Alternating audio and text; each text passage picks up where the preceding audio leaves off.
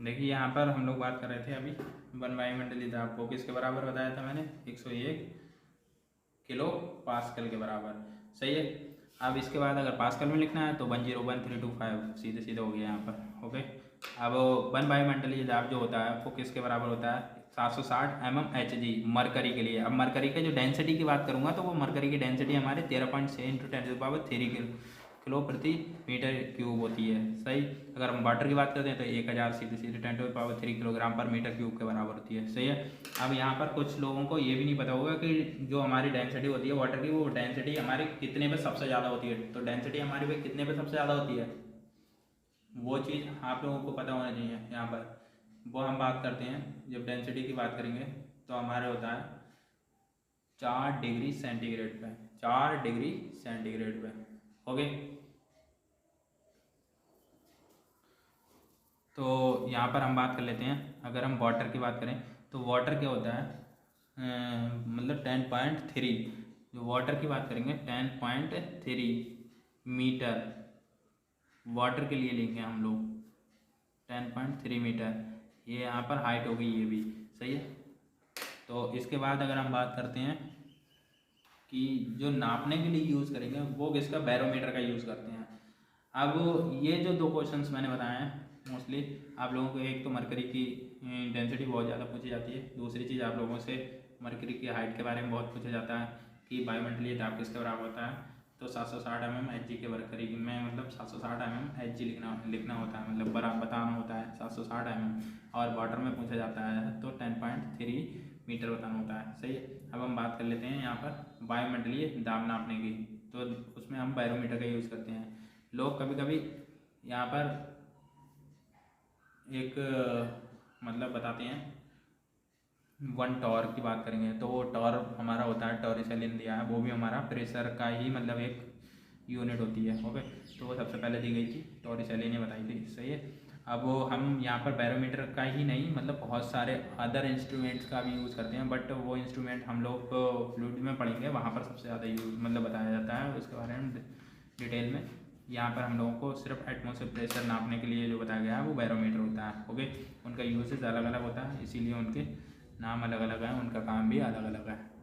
अब वो निरपेक्ष दाब की बात करते हैं अगर हम, तो निरपेक्ष दाब यहाँ पर क्या होता है, देखो P एब्सोल्यूट जो होता है वो P atmosphere plus P gas के बराबर होता है। यहाँ पर तीन प्रेशर की बात की गई है, एक एब्सोल्यूट हो गया, एक एटमॉस्फेयर हो गया, एक गेज हो गया। अब निरपेक्ष दाब होता है, निरपेक्ष दाब क्या होता है, हमारा एक रिफरेंस होते हैं भाई, रिफरेंस होगा उसी से तो हम किसी भी चीज़ को मेजर करते हैं। अगर हमारे पास रिफरेंस ही नहीं है तो हम किससे बताएंगे, तो एक रेफरेंस होता है। जैसे हमने मान लिया 0 से हम लोगों को कोई चीज़ बतानी है तो 0 से बताएंगे, अगर हमने रेफरेंस कोई 100 ले लिया तो 100 से बतानी है तो 100 से हम बताएंगे। तो किसी भी चीज़ को एक रेफरेंस तो लेना ही पड़ेगा, तो वो रेफरेंस हम लोगों को लेना हुआ है यहाँ पर। तो वो रेफरेंस हम लोगों ने निरपेक्ष दाब के लिए लिया है शून्य दाब। जब शून्य दाब से हम लोग नापते हैं तो वो हमारा क्या बन जाता है, एब्सोल्यूट प्रेशर बन जाता है। एब्सोल्यूट प्रेशर मतलब यहाँ पर एब्सोल्यूट प्रेशर जो भी हम बताएंगे वो शून्य दाब से मतलब बताएंगे। रेफरेंस इसके लिए क्या रहेगा, शून्य दाब रहेगा। अब जो गेज प्रेशर है तो वो गेज प्रेशर हम उसके लिए भी वही रेफरेंस लेना पड़ेगा। वो रेफरेंस हम लोग किससे ले लेंगे, वायुमंडलीय दाब मतलब एटमॉस्फेयर प्रेशर से बताते हैं। अगर एटमॉस्फेयर प्रेशर के ऊपर बताएंगे तो वो पॉजिटिव होगा, एटमॉस्फेयर प्रेशर से नीचे बताएंगे वो निगेटिव होगा। क्यों, क्योंकि हमारा एब्सोल्यूट प्रेशर के नीचे जाएगा तो वो हमारा माइनस में हो जाता है। तो यहाँ पर जो एब्सोल्यूट प्रेशर है वो देख लिए, इसीलिए हमारा लेके आया है कि एब्सोल्यूट प्रेशर क्या होगा, P एटमॉस्फेयर फिर गेज। तो गेज हमारा क्या होता है, नेगेटिव भी हो सकता है पॉजिटिव होता है। सही है। पर यहाँ पर जो P एब्सोल्यूट है वो हमेशा क्या आएगा, तुम्हारा पॉजिटिव ही आएगा यहाँ पर निकल के, क्योंकि P एटमॉस्फेयर तो हमारा ऑलरेडी पहले ही ऊपर है ना। तो यहाँ पर हमारा 100 किलो पास्कल के बराबर खुद ही होता है P एटमॉस्फेयर, तो ये हमेशा क्या होगा, पॉजिटिव ही रहेगा।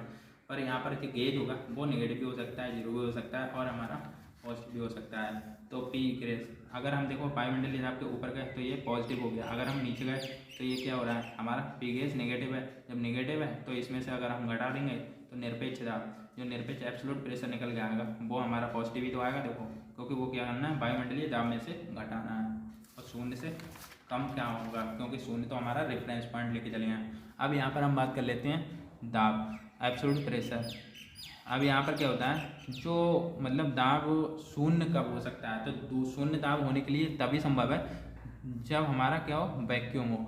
मतलब अणुओं का संवेग क्या हो, मोमेंटम क्या हो जाए, जीरो हो जाए। क्योंकि अणुओं का जो मोमेंटम होगा वो जीरो नहीं होगा, तो हमारा क्या है, वो कुछ ना कुछ प्रेशर लगाते रहेंगे। जैसे हमारा किसी भी चीज़ पे अगर हम गैस, किसी भी उसमें क्या है, गैस भर दें और गैस भरने के बाद हम उस वेसल को क्या कर दें, क्लोज कर दें, बंद कर दें, तो उसमें क्या होगा, जो उसके अंदर जो गैसेस होंगे उसके जो मॉलिक्यूल्स होंगे वो मॉलिक्यूल्स क्या होंगे, गति करेंगे, और वो गति करेंगे तो वो गति करने के बाद क्या करेंगे, मतलब टकराने के बाद क्या करेंगे, उस पर बॉल पे टकराएंगे। जब बॉल पे टकराएंगे तो वो अपना मोमेंटम उस पर ट्रांसफर करेंगे, मोमेंटम ट्रांसफर करेंगे तो क्या होगा, वहाँ पर हमारा प्रेशर बढ़ने लगेगा। तो इसीलिए हम लोग क्या करते हैं, कहते हैं कि मतलब शून्य तभी संभव हो सकता है जब उनका संवेग क्या कर दिया जाए, मोमेंटम क्या कर दिया जाए, जीरो हो जाए। अब जीरो कब होगा, जब वैक्यूम होगा। जब वैक्यूम होगा तो वहाँ पर क्या होंगे, मॉलिक्यूल्स होंगे ही नहीं। जब मॉलिक्यूल्स नहीं होंगे तो वहाँ पर उनके बीच मतलब कोई टकराव वगैरह कुछ होने का है ही नहीं, और वहाँ पर क्या हो जाएगा, प्रेशर जीरो हो जाएगा, शून्य हो जाएगा। इसी तरीके से हम टेम्परेचर के बारे में बात कर लेते हैं। टेम्परेचर क्या है, दो निकायों के बीच के ऊष्मीय संतुलन को बताता है। मतलब दो निकायों के बीच के ऊष्मीय संतुलन, मतलब हीट ट्रांसफर कहाँ हो रही है, किधर नहीं हो रही है, कितना है कितना नहीं है, वो सबको हमारा मेजर करने के लिए हमारे कुछ मतलब स्केल्स भी होते हैं। तो टेम्परेचर हमारा ऊष्मीय संतुलन बताता है। जैसे कोई 10 डिग्री सेंटीग्रेड पे है, कोई 5 डिग्री सेंटीग्रेड पे है, तो वो क्या है हमारा, उसमें टेम्परेचर डिफरेंस ही तो है। इसी वजह से हमारा टेम्परेचर हमें पता चलता है कि इसमें ज़्यादा है इसमें कम है। या फिर हम कह सकते हैं किसी निकाय के अणुओं के मध्य गतिज ऊर्जा नापते हैं। मतलब ये हमारा जो है वो गतिज ऊर्जा को भी मतलब दर्शाता है। सीधी सीधी बात हम कह सकते हैं, तापमान परिवर्तित होने पर निकाय के अणुओं की गतिज ऊर्जा परिवर्तित होती है। सीधे ये भी आप लोगों को समझ आना चाहिए कि यहाँ पर जो तापमान परिवर्तित होता है उससे हमारी गतिज ऊर्जाएँ क्या होती हैं, चेंज हो जाती हैं। क्योंकि गतिज ऊर्जाएँ चेंज होने से ही हमारा टेम्परेचर, जैसे आप लोग ऐसे ही ले लो कि तापमान कैसे चेंज करेंगे, आप खुद समझ जाओगे कि एक वेसल ले लीजिए। एक वेसल लेने के बाद उसमें क्या होगा कि अणु,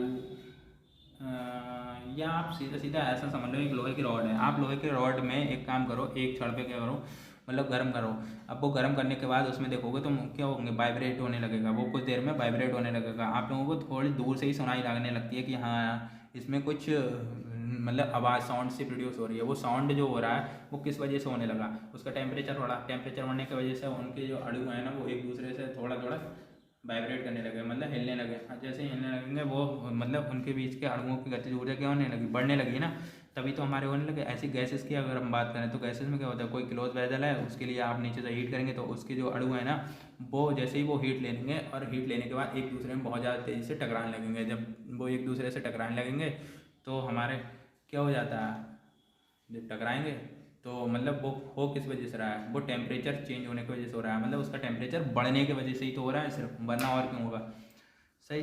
अब यहाँ पर हम बात कर लेते हैं कुछ स्केल्स की। वो स्केल्स कौन से हैं, जैसे सेंटीग्रेड स्केल हो गया आपका। सेंटीग्रेड स्केल में क्या होता है, फ्री सेंटीग्रेड स्केल है यहाँ पर आप लोग सबसे ज़्यादा यूज़ करते हैं, जो आप लोगों को सीधे सीधे पता चलता है, ज़्यादातर दिए रखा होता है 0 डिग्री सेंटीग्रेड, 100 डिग्री सेंटीग्रेड। और इसमें जैसे वाटर की हम बात करें तो 0 डिग्री सेंटीग्रेड क्या होता है, फ्रीजिंग पॉइंट हो जाता है यहाँ पर वर्क बिंदु, मतलब वेपर पॉइंट कितना होता है 100 डिग्री सेंटीग्रेड। ये सभी को पता भी होगा इसके बारे में कि 0 डिग्री सेंटीग्रेड, 100 डिग्री सेंटीग्रेड, ये हमारा क्या है 1 डिग्री सेंटीग्रेड बराबर हमारा कितना होता है 273 केल्विन के बराबर होता है। देखिए यहाँ पर हम 273 बहुत यूज़ करते हैं। 273 हम केल्विन में चेंज करने के लिए करते हैं। अगर हम मान लीजिए 27 डिग्री सेंटीग्रेड की बात करें और इसे केल्विन में चेंज करना है, और केल्विन में चेंज करने पर क्या हो जाएगा, ये 273 प्लस कर देंगे 27, तो 273 प्लस 27 इक्वल टू 300 केल्विन।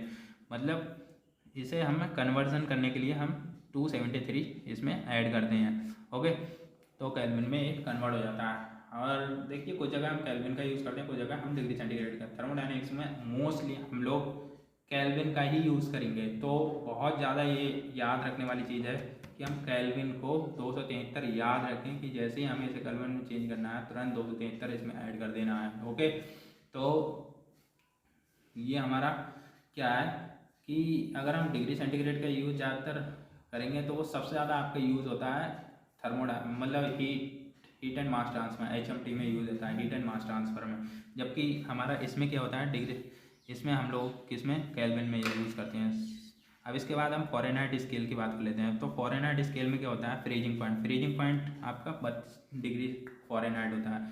आप लोगों ने ये सब चीज़ें अगर पढ़ी होंगी, ये चीज़ें तो नॉर्मली हैं, आपको पता भी होना चाहिए होता है। तो इसके बाद हमारा वेपर पॉइंट होता है, वो कितना होता है 212 मतलब 112 डिग्री फ़ारेनहाइट, 212 डिग्री फ़ारेनहाइट। अब इनके बीच एक संबंध स्थापित किया जाता है। वो संबंध क्या होता है? रिलेशन बिटवीन द केल्विन और सेंटीग्रेड। तो यहाँ पर T डिग्री सेंटीग्रेड बराबर होता है हमारा, कोई भी जैसे हमारा डिग्री सेंटीग्रेड में कन्वर्ट करना है तो हमारा 5/9 T डिग्री फ़ारेनहाइट माइनस 23 वो 22। तो यहाँ पर हम लोग क्या करेंगे, इसके लिए अगर ये चीज़ ना हो तो देखो सबसे ज़्यादा यूज़ किया जाता है हमारा ये फॉर्मूला, जो कॉम्पिटिशन में मतलब आप लोग डायरेक्टली इसे यूज़ कर सकते हैं। तो यहाँ पर मेरा कहने का मतलब है T0 minus T upon T0 minus T100। यहाँ कहने का मतलब है T0 minus T upon T0 minus T100 equal to constant, ये चीज़ सही है। अब यहाँ पर T0 क्या हो गया? T0 यहाँ पर हो गया आपका फ्रीजिंग मतलब स्टीम पॉइंट, और T हमारा जो हो गया जिस पे हमें लेना है यहाँ पर ये T100,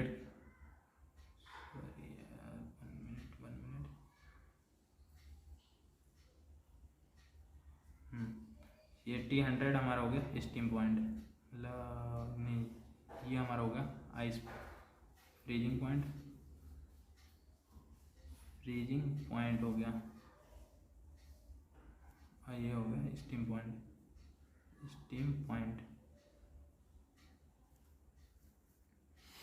जैसे हम वाटर की बात करेंगे तो यहाँ पर कितना हो गया, ये 0 माइनस ये कितना हो गया T अपॉन में, और यहाँ पर कितना हो गया 100 वो 0 माइनस 100, तो यहाँ पर minus T upon minus 100 minus cancel T upon 100। ये वाटर की बात करें, वाटर ओके। तो वाटर के लिए हमने इस चीज़ को रख के दिखाया है यहाँ पर।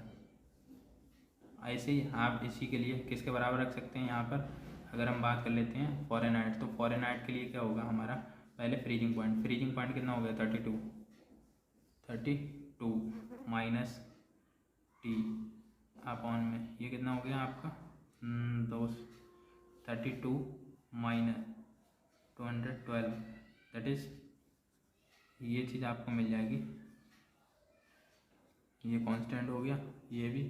अब इन दोनों को आप बराबर कर देंगे तो यहाँ पर देख सकते हैं T अपॉन 100 बराबर यहाँ पर हो गया 32 माइनस T अपॉन T, जो फ़ारेनहाइट वाली चल रहा है वो डिग्री सेंटीग्रेड वाला चल रहा है, अपॉन में आप रख देंगे यहाँ पर 32। अगर मैं हटा दूँ तो कितना आ जाएगा, सीधे चलो लिख ही देता हूँ -2 और 2, ये आपका क्या हो गया रिलेशन आ गया है यहाँ पर। तो इस रिलेशन में आप जैसे फ़ारेनहाइट रखेंगे तो आपको डिग्री सेंटीग्रेड में कन्वर्ट हो जाएगा, और डिग्री सेंटीग्रेड में रखेंगे तो आपको फ़ारेनहाइट में मिल जाएगा। जैसे हमने यहाँ पर मान लो 25 डिग्री सेंटीग्रेड रखा तो आपको फ़ारेनहाइट में टेम्परेचर मिल जाएगा कि कितना आएगा। सही है, तो ये रिलेशन आपको बहुत ज़्यादा यूज़ होता है, तो इस रिलेशन को आप लोग याद रखिएगा, ये इम्पोर्टेंट है और इसमें कोई दिक्कत नहीं है, इसी तरीके से लेना होगा। ये हमारा मेजरिंग टेम्परेचर हो गया, डिटरमाइनिंग टेम्परेचर, सैंपल टेम्परेचर मान लो, सैंपल टेम्परेचर ओके। चलिए आज के लिए इतना ही काफ़ी है। अब आगे का जितना जो भी आए वो अगला लेक्चर अभी कभी आएगा तो मैं आप लोगों को इसी पे बता दूंगा, आपको पता चल जाएगा, मतलब आप लोग इसे सब्सक्राइब और लाइक कर लीजिएगा।